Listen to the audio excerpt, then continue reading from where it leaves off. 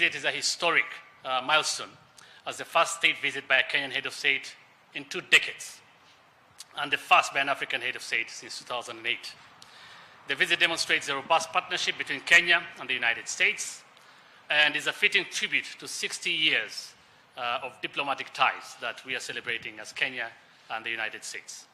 During this period, Kenya and the United States have enjoyed deepening and mutually beneficial cooperation at bilateral and multilateral levels, resulting in the elevation of the relationship in 2018 to a strategic partnership. The strategic partnership establishes a structure for continued interstate Kenya-US bilateral strategic dialogue anchored on 5 main themes, and I'll read them. 1, economic prosperity through trade and investment. 2, defense cooperation. 3, democracy, governance, and civilian security. 4, multilateral and regional issues. And 5, health cooperation.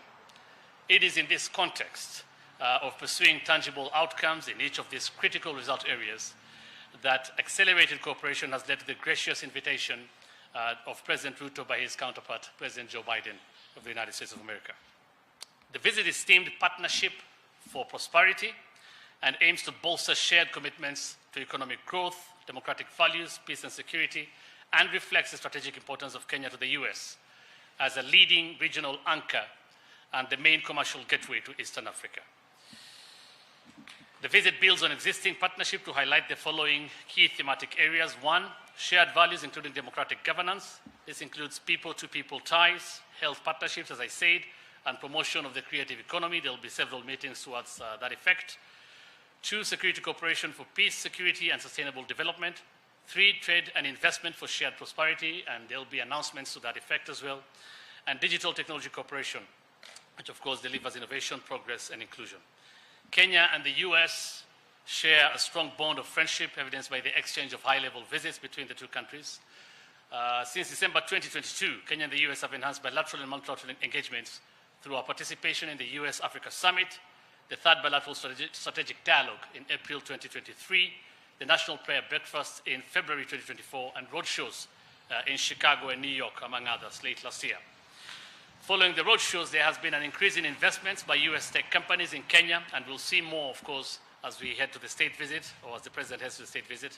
This include the companies, that is Microsoft, Google, Cisco, IBM, Kiosk, and Sun Culture, among others. I'll now go to the itinerary. Starting tomorrow in Atlanta, Georgia, President Ruto's visit will commence there. He'll visit the Carter Presidential Library and Museum to emphasize the 2 countries' shared commitment to governance, democratic values, and anti-corruption efforts. His remarks there will underline the importance of democracies working collaboratively to tackle global challenges. The President will then visit Ebenezer Baptist Church to pay homage to the civil rights struggle and emphasize how religion can be a force for good. This visit will underscore the respect for historical struggles for equality and justice.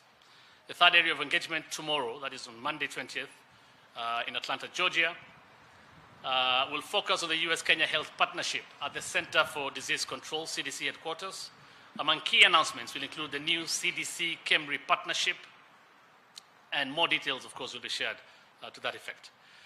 The President and the First Lady will then be hosted by Kenya's strong diaspora in Atlanta, of course, with focus on the diaspora as a force multiplier in national transformation, as envisioned in the bottom-up economic transformation agenda.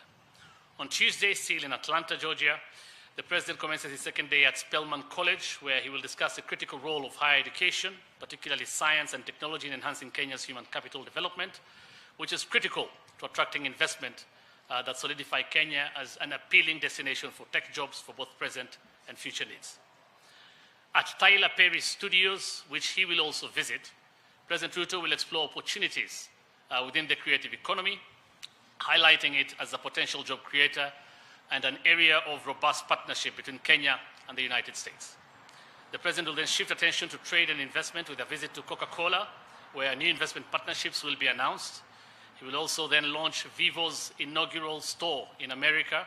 That's a leading Kenyan retail fashion enterprise, showcasing the power of Kenyan women entrepreneurs.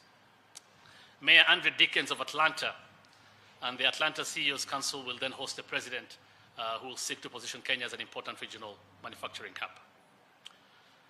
After that, the President and the First Lady will travel to Washington, D.C. on Wednesday, May 22nd, arriving at Andrews Air Force Base, where they will be officially received with full ceremonial state honors. The President will have extensive engagements at the Hill, where he'll meet a bipartisan congressional delegation under the chairmanship of the Speaker of the House, meet with the Black Congressional Caucus, and hold discussions with the bipartisan caucus of the Senate, led by Senator Schumer, who's the majority leader there, and Senator McConnell, minority leader. In his meetings at the Hill, the President will apprise the legislators on the challenges faced by democracies on the continent and the urgent need for America's tangible and practical engagement with the continent. He will brief the legislators on the dual crisis of climate change and conflicts in the region, and Kenya's leadership in dealing with these challenges. In urging Congress to be cognizant of the need for African goods to continue accessing the US markets on preferential basis, the President will implore Congress to extend the Africa Growth and Opportunities Act, better known as AGOA.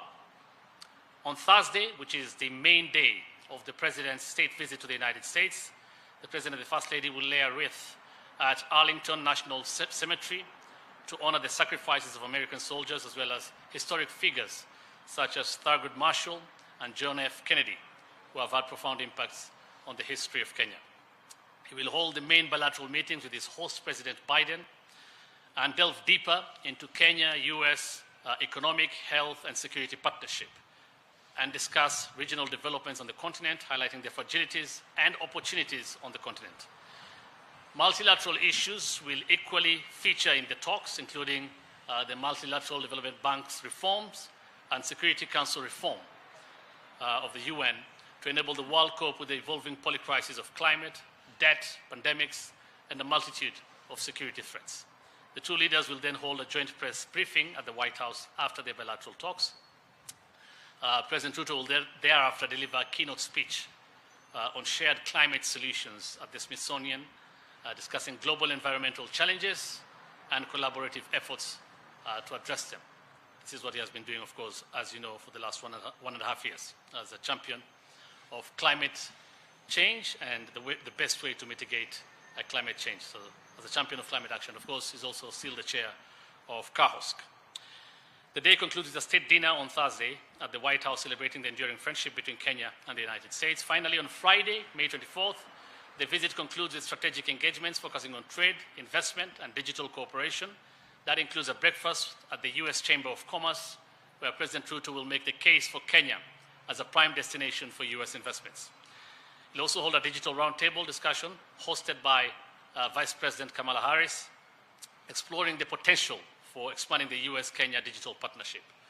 He'll also pay a visit to the Pentagon, where the President will highlight Kenya-US defense partnership in the fight against terrorism, extremism, and other emerging areas, including cybersecurity.